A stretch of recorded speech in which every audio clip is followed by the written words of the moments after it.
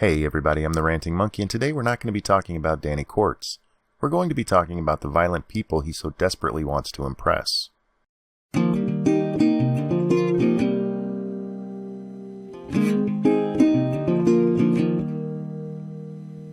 Part 2 of my response to Danny the Wonder Twit will be coming, but I wanted to talk about something else. Something a bit more important than an idiot with no understanding of the words he reports. I'm going to talk about 4 idiots who know exactly what they're saying. For those of you who missed it, watch this. Neo-Nazis don't love me. They kind of hate me, Following the actually. KKK, neo-Nazi. Those people don't like me, Are you to be like honest. the hipster version of the neo-Nazi movement? It's, Pepe's become kind of a symbol. The man you just saw get punched is Richard Spencer. He's someone who's gained a lot of attention as part of the evil alt-right. Personally, from what I know of him, I think he's kind of an asshole and I'm not a fan. However, what we just watched is not acceptable. Whether you agree with what he says or not, sucker punching someone like that is just a complete bitch move. If you are going to resort to violence, at least have the balls to square up to the guy, you fucking pussy. If you're a decent human being, you might be thinking, Monkey, why are you telling us this? Of course it's a bitch move. No one would condone such a cowardly act. To those of you who may be thinking that, let me introduce you to 4 horrible human beings. Steve, Kristi, Chrisiousity, and Potato. Damn it, I mean Kevin. These 4 mental midgets got together in a hangout to discuss the awesomeness of the WomensMarch. What could be more virtuous than a bunch of women dressed as cunts marching for equality when they have more rights than men? Seriously, what the fuck were those idiots marching for? It damn sure wasn't for equality, or their signs would have said, give men more rights, or take some of our rights away. Sorry, I'm getting a bit off topic here, but god damn that was a dumbass demonstration. Anyway, these 4 giants of the YouTube feminist community got together to circle jerk about the protest, and the topic of Richard Spencer being sucker punched came up. And as a general rule, punching people on the street is bad. I am anti-punching people as a rule. And yeah, as Chris pointed out, it's illegal, and it should be. And if you punch somebody on the street and you get caught, you should be charged with a crime. That's the way it goes. But am I going to shed a single tear over Richard Spencer being punched? Absolutely not. You can watch the whole thing, it's linked below, but for the purposes of this video, this cunt's view sums up all 4 of their opinions at the start of this part of the discussion. It's illegal, violence is wrong, but they won't be shedding any tears. No one's talking about shedding tears, you morally bankrupt cunts. You can't even bring yourself to unequivocally condemn this violent and cowardly act. It has nothing to do with tears, you shitbag. There's a bunch of this, I don't support it, but bullshit until Chrisiousity says this. Understand, if there's something I could just throw in, understand how violent fascism is. Strap in, folks. The shit is about to get really deep. It is inherently violent. So we're not talking about... there's a degree to which we are actually talking about self-defense here. A degree to which we're talking about self-defense? A bitch-ass motherfucker who threw a sucker punch and ran like a cunt was just defending himself. Don't worry, this dumbass is going to explain.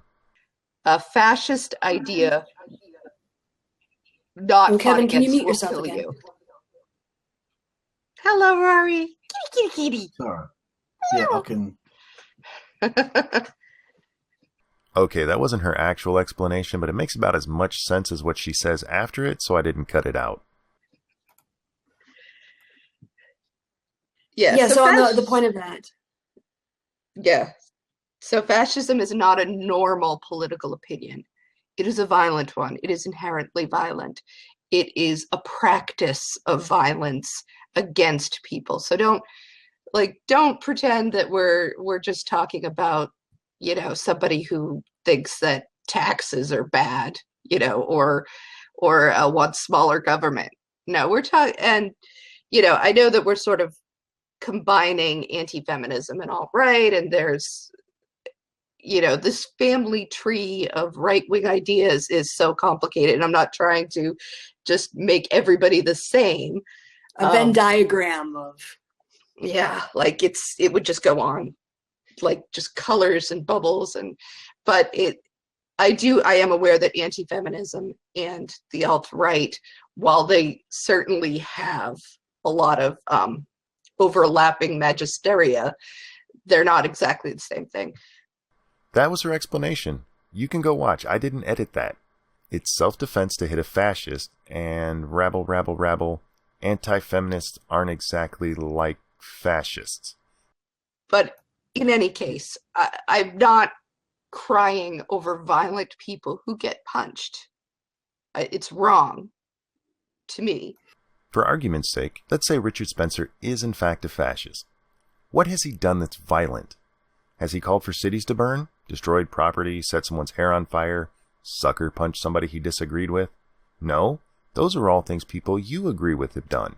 His only violent act is saying things you don't like. That's not violence, you bumbling bimbo. Oh look, Potato wants to weigh in. I do not advocate. I might take a slightly more hardline stance on this than possibly some of the others in the room. Whilst, yeah, I don't think casual, random acts of violence against average people is fine. Like, obviously that's illegal and should be illegal.